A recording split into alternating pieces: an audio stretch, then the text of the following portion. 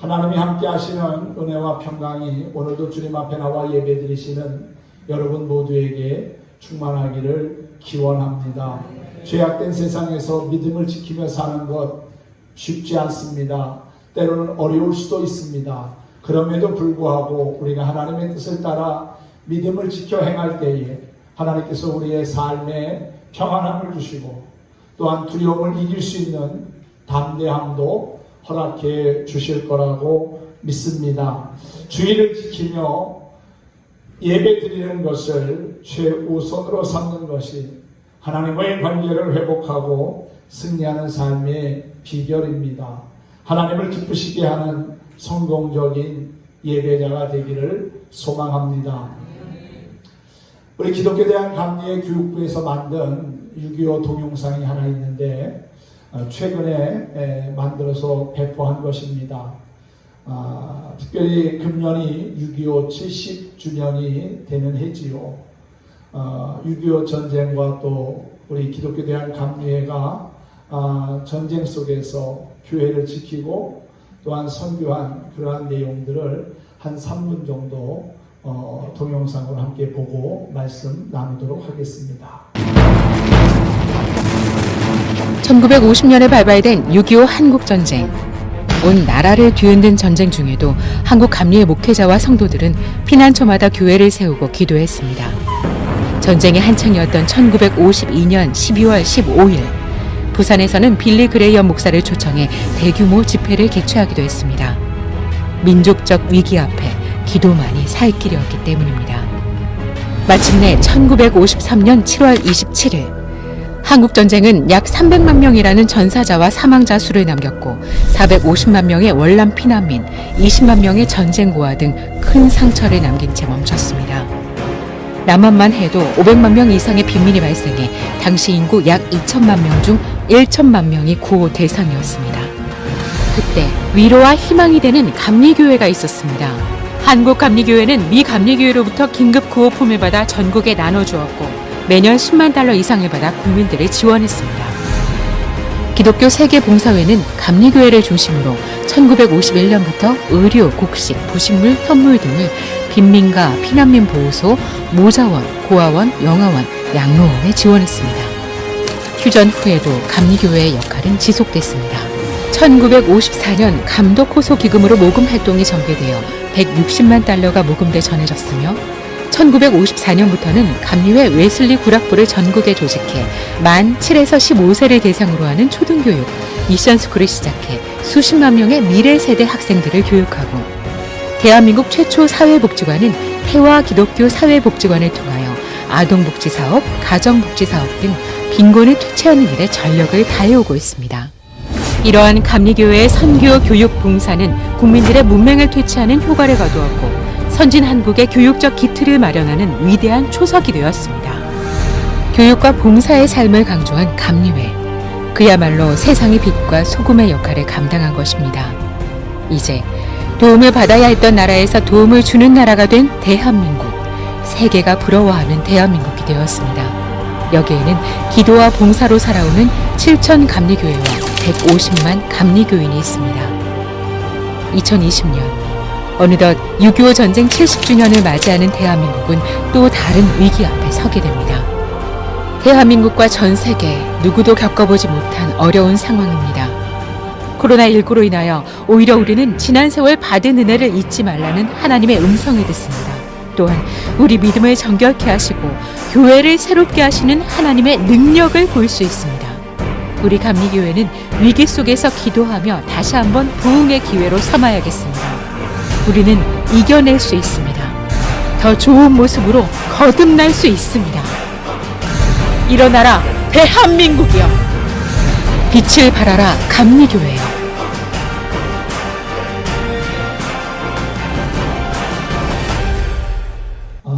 이번 주 목요일은 6.25 한국 전쟁이 발생한 지 70년이 되는 날입니다. 70년 전 그날은 오늘과 같은 주일이었습니다. 주일 새벽에 김일성은 소련제 탱크를 앞세워 남한을 침략하여 씻을 수 없는 동족 상잔의 비극을 만들었습니다. 아직도 전쟁의 상처는 가시지 않고 세계 유일한 분단국이라고 하는 아픔을 지닌 채 살아가고 있습니다. 북한은 지금도 여전히 핵과 미사일로 우리를 위협하고 있지만 하나님께서 함께 하시고 지켜주심을 우리는 믿습니다.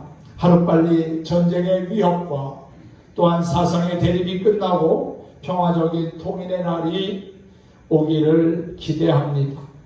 하나님께서 우리 믿음의 선진들이 드린 간절한 기도와 또한 그들이 흘린 땀과 눈물과 피를 기억하시고 오늘의 대한민국이라는 위대한 역사를 쓰셨다고 저는 믿습니다. 다시는 이 땅이 죄와 전쟁과 또한 질병과 자연적인 재해로 고난받는 일이 없고 세계 열방을 향하여 도약하며 영혼 구원의 신쓰는 선교 대국이 되길 소망합니다. 2018년 4월 판문점 선언에 따라 남북 관련 업무와 민간 교류를 원만히 보장하기 위해서 우리 국민의 세금으로 개성지역에 세운 남북 공동연락사무소가 지난 16일 북한에 의해 파괴되었습니다. 아마 여러분들도 매스컴을 통해서 보았을 겁니다. 100억 원 들여가지고 2년 전에 세운 건물이었습니다. 그런데 그들은 그것을 폭파시켰습니다. 스스로 대화의 문을 걸어닫고 핵폭탄으로 위협하며 무력 시위하는 그들은 결국 자신들이 파괴한 남북 공동연락사무소처럼 언젠가는 무너질 것입니다. 여러분, 공산주의가 하루속히 물러가고 또한 핵의 위협으로부터 하나님께서 이 나라를 보호하여 주시고 또한 통일을 이룰 수 있는 평화의 그날이 오기를 우리는 소망해야 될 줄로 믿습니다. 전쟁은 무서운 겁니다. 우리가 직접 젊은 분들은 경험하지 않았기 때문에 모르지만 그 전쟁의 아픔과 상처가 얼마나 오랫동안 기억되고 또한 상처로 남는지 아픔으로 남는지 경험해 본 분들은 아시리라고 믿습니다. 하나님께서 함께 주셔야 안전하고 하나님께서 지켜주셔야 평안하고 하나님이 지금까지도 일하시며 이 나라 이 민족을 구원하신 것처럼 앞으로도 그렇게 구원해 주시기를 기도하면서 나라를 위하여 기도할 수 있는 저와 여러분이 되기를 소망합니다. 오늘은 길에 관한 이야기를 함께 나누고자 합니다. 사람이 사는 곳에는 반드시 길이 있기 마련이지요. 사람은 필연적으로 길을 만들어 그 길로 다니며 결국엔 그 길에 자신이 길들여지게 되는 것을 보게 됩니다. 오랜 세월 동안 동서양을 막론하고 수많은 종교가 철학가 또한 선생들이 그토록 목말라하고 몸부림쳐 온 것이 바로 길을 발견하려는 것이었습니다. 사람으로서 마땅히 가야 할 길, 반드시 가야 할 길이 무엇이냐?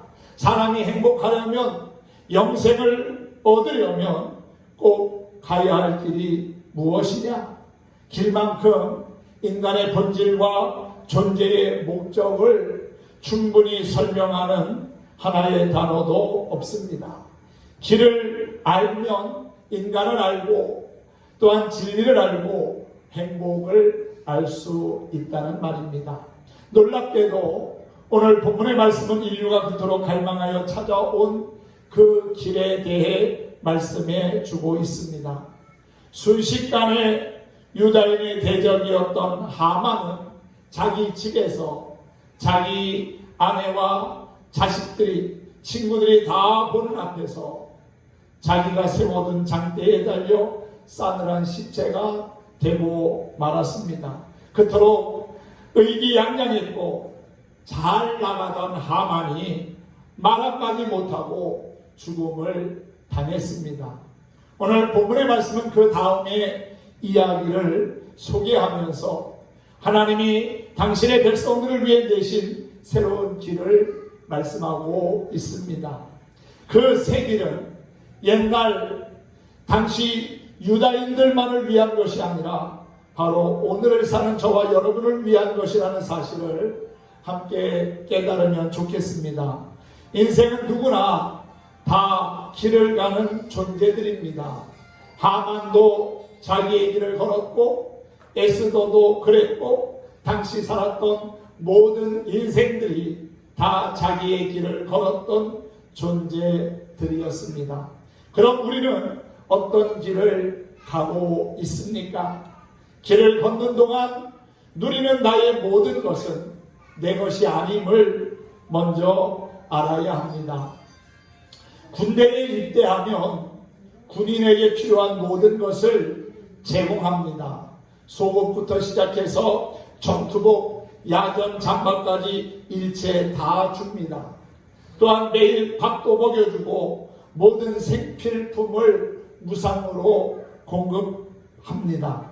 군인에게 제일 중요한 총도 줍니다. 통신병에게는 무전기도 주고요. 포병에게는 대포도 주고 또한 전차병에게는 탱크와 장갑차도 줍니다. 보직에 따라서 필요에 따라서 주지요. 사실 따지고 보면 엄청나게 줍니다. 거기다가 월급을 주고 생명수당까지 줍니다. 그러나 여러분, 그 모든 것은 군인의 길을 걷는 동안에만 주어지는 것이지요. 필요하니까 빌려주는 것입니다. 제대를 일주일 앞두고 생명같이 여겼던 총과 장비 모든 것을 반납하라는 명령이 떨어졌습니다. 전역할 때 입는 옷과 신발 한 켤레 주고는 그동안 사용했던 모든 물자를 다 회수해 갑니다. 돌려준 것이지요. 누구에게 돌려주었습니까? 주인에게 돌려준 겁니다. 국방부에 또 육군에게 돌려준 겁니다.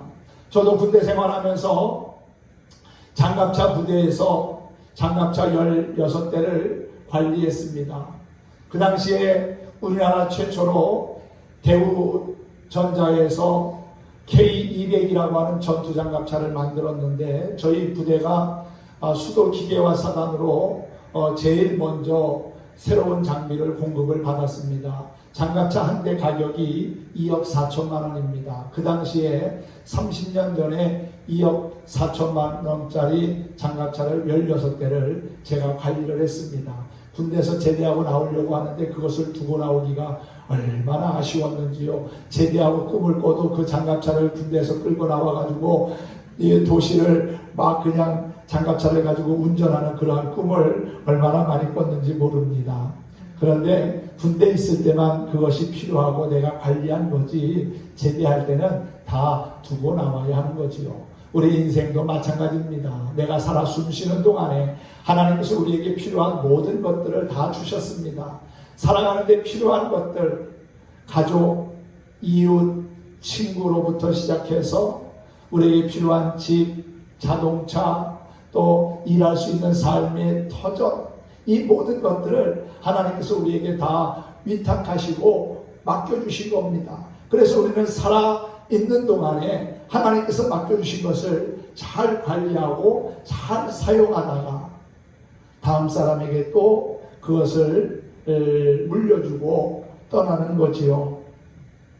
사랑하는 성도 여러분, 이 사실을 깨닫는 것이 바로 길을 깨닫는 것이요, 바로 도를 깨닫는 것입니다. 나의 모든 소유권이 하나님께 있다는 사실을 깨닫는 성도가 지혜로운 성도인 줄로 믿습니다. 하만의 그 거대한 집은 졸지에 에스더에게 넘어갔습니다. 그리고 하만에게 주었던 왕의 반지는 모르드게에게 넘어갑니다. 하만이 평생 노력해서 쌓아놓은 권력과 집과 재물이 졸지에 남의 손에 넘어갔습니다. 하만은 그 모든 것이 자기가 노력해서 얻은 것이니까 당연히 자기 것인 줄 알았지만 사실 소유권은 하나님의 보이지 않는 손 안에 있었다는 사실입니다. 하만의 부귀영화는 하만의 것도 아니었고 갑자기 그것을 넘겨받은 에스더나 모르드게의 것도 아니었습니다. 그것들을 이 사람에게 주기도 하고 빼앗아 저 사람에게 주기도 하시는 하나님의 것이었습니다. 하만은 그 진리를 아마도 죽어서야 알게 되었을 겁니다. 안타까운 일이 아닙니까? 그러나 우리는 인생을 걷는 동안 누리는 모든 것들이 우리가 맡아 관리할 하나님의 소유물이라는 것을 압니다. 그것들 중에는 사람의 눈에 화려하게 보이는 좋은 것도 있고 또 반대로 부끄럽고 아프고 무거운 것들도 있습니다. 그러나 그 모든 것이 다 겸손과 감사와 인내와 충성으로 맡아 관리할 하나님 나라의 보급품이라는 사실을 기억할 수 있기를 바랍니다. 자랑하거나 혹은 불평할 필요도 없습니다. 다만 감사와 겸손과 인내로 충성하면 되는 것입니다. 그러면 하나님께서 우리를 이렇게 칭찬하실 겁니다. 잘하였도다 착하고 충성된 종아, 내가 자기들에 충성하였으니 주인의 잔치에 참여할지어다. 내가 너를 위하여 만들어 놓은 생명의 멸관을 받을지어다 라고 말이지요. 하지만 하만처럼 그릇된 길을 간 사람, 이기적인 삶을 산 사람에게는 하나님의 엄한 책망이 따를 것입니다. 이 악하고 게으른 종아, 내가 너를 위해 예비한 영벌로 들어갈지어다. 사랑하는 성도 여러분, 우리는 결코 하만이 갔던 그 길을 되밟아가서는 안 될 것입니다. 길을 가는 동안 주께서 무엇을 주시든지 그것들이 곧 하나님의 나라를 위하여 사명 때문에 주신 것이라고 깨달았으면 좋겠습니다. 하만처럼 자기만을 위해 벌고 쌓고 또한 모아 쓰다가 망하지 말고 모을 때도 선한 소원을 품고 모으고 또 항상 그것들로 먼저 하나님의 나라와 그의 의를 위해 쓸 수 있는 지혜로운 믿음의 성도들이 될 수 있기를 예수님의 이름으로 축복합니다. 또한 우리는 길을 가는 동안 싸움이 끝나지 않았음을 알아야 합니다. 유다인의 대적 하만이 현장에서 이슬처럼 사라졌지만 싸움은 아직 끝나지 않았습니다. 에스더가 다시 한번 목숨을 걸고 왕 앞에 엎드려 울면서 간청하는 모습이 오늘 본문에 기록되어 있습니다. 앞서서 자신의 동족을 구하기 위하여 죽으면 죽으리라는 각오를 가지고 왕 앞에 나아갔던 에스더가 다시 한번 목숨 걸고 왕 앞에 나아갑니다. 아무리 왕비일지라도 왕이 허락하지 않은 상황에서 왕 앞에 나아가면 폐위당할 수도 있고 죽임을 당할 수도 있습니다. 왕이 허락해야 왕비도 왕 앞에 나아갔다는 사실이지요. 왕은 에스더가 울며 간청할 때 금규를 내밀어서 그를 오게 합니다. 오늘 함께 읽은 말씀 가운데 4절에 보면 왕이 에스더를 향하여 금규를 내미는지라, 작은 금으로 된 막대기를 지팡이를 내밀면 허락한다는 사인입니다. 그래서 에스더가 왕 앞에 나아가 간구하게 된 것이지요. 뭐라고 그가 간구합니까? 왕이시여, 전에 하만에게 쏟아내린 법을 취소하여 주옵소서라는 겁니다.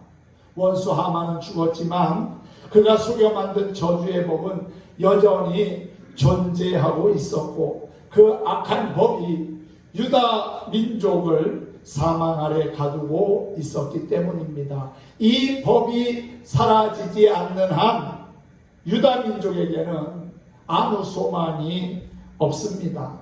힘들고 아프고 괴로울 때 눈물 흘리며 기도하던 사람이 문제가 사라지고 몸과 마음이 회복됐다고 기도 생활을 멈추면 안 됩니다.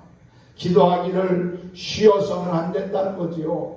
전천후의 기도 생활이 우리 안에 있어야 내 영혼이 살고 범사가 안정될 수 있는 것입니다.